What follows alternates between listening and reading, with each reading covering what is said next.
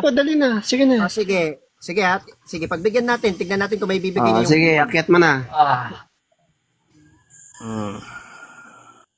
Oh, ba't lumayas? Natakot. Ayan. Ayan na po. Ayan. O ngayon, since nakaakyat ka na, ito. Nasaan na yung hamon mo, assignment mo, saan sa Biblia tinawag na executive minister sa Apostol Santiago? Saan? Saan mabasa? Magbibigay ka ba ng oras para sumagot ako? Hindi, ibigay mo na. Hindi ka ba magbibigay ng oras para sumagot ako? Binibigyan na kita. Saan mababasa nga? Binibigyan na kita. Makinig ka.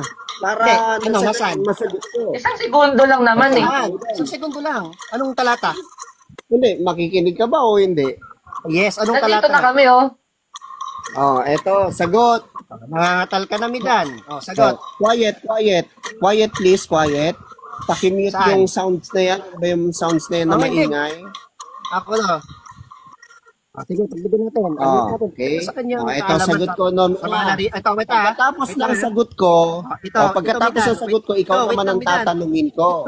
Wait lang. Wala kang karapatan dito. Ang karapatan mo lang dito, Ano ka ba? Patas ka ba o hindi? assignment mo. Ayan ka na naman, ha? Ayan ka na naman. Kaya Kaya nasagot ko yan. Kaya ka pinakit dito. Yan, ikaw naman ang Para tatanungin ko. sagutin, paglalaruan lang kita dito, parang aso. Kaya ka pinakit dito, Midan, pinagbigyan na kita sa request mo para kang babae. No? Ano ibig mo? Para sagutin yung assignment mo. Saan mababasa? Anong verse mababasa? Para sabi mo nun, yung hamon mo, pag nabasa ko, talo ka na. Sabi mo, di ba? Sabi ko, yes. Bigay mo talata, mababasa. Sa Apostol Santiago, tinawag na executive minister. Pero since naka-live kayo, ito na. Mananawagan mo na ako.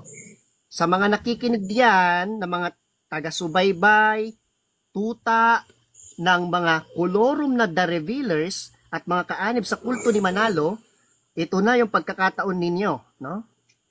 Ibibigay na ni Midan, pakinggan yung mabuti, yung assignment ko sa kanya, saan sa Biblia, anong talata na tinawag na executive minister o tagapamahalang pangkalahatan si Apostol Santiago.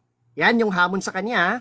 Ngayon, sige, bibigyan natin ng 15 seconds si Midan para sabihin, 15 seconds ba pinakamababa dito? Para banggitin yung talata, tapos pag nabanggit niya yung talata, pabubuksan ko kay Isaiah yung Bible at babasahin ni Isaiah kung meron bang mababasa doon na gaya ng sinasabi sa challenge natin. 1 minute. Go, Midan.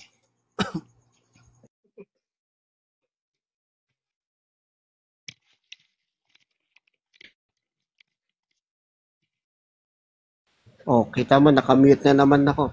Pagkatapos kong masagot yan, ikaw naman ang tatanungin ko. Tinatanggap mo ba yan? Ano? Nagsasayang ka ng oras, sumagot ka na lang. Ha? Nagsasayang ka ng oras, binigyan ka na nga ng oras eh. Countdownan nyo, ha? Countdownan nyo, bro. Mga sabay-sabay tayo. Mag-countdown kayo, Brother Faith, Brother Faith. Hindi. Ibig mo sabihin, hindi ka magpapatanong nomina pagka 20 sinagot ko yan? seconds. Ayun na, 20 seconds, 18, 10, 10, Kapag 9, Kapag ka ba nasagot Hey, mo, magpapatanong ka. nagsasayang yung oras. 10, Ano, 6, ayaw ninyo. 5, Yung mga tuta mo, nag-iingay lang, oh. Ano nomina, tatahimik ka ikaw?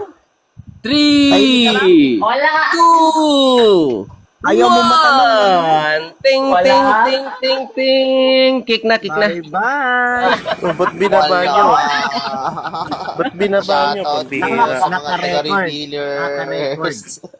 Pinaap ka para sumagot, hindi para magtanong. Pinagbigyan Huwag natin kayang oras. Binigyan isang minuto na nga eh. Tahimik muna, mga aso. Aso ni Nomina, manahimik kayo, mga iglesia Santok aso. ba kayo? Dapat hindi gano'n. No? Tumatas kayo. Tahimik lang kayo kapag sila lang Patas nag-uusap. kami. Bro, patas kami. Binigyan ko siya ng time para magsalita. Anong ginawa niya? Sinayang niya yung daldal niya sa kakadrama niya. Kaya nga pinuna siya ni Hindi, Ezekiel. tinatanong ka lang ni Kuya Midan. Bakit ka Tinatanong. tatanungin? Kuya, mali naman Hindi kasi nga yung trabaho. ano mo, Nomina. Mabangan natin Masyado itong kang mga ano, dalawang aso. hindi Naku, ganun masyado ang- maingay itong mga to. Masyado kayo maingay mga aso.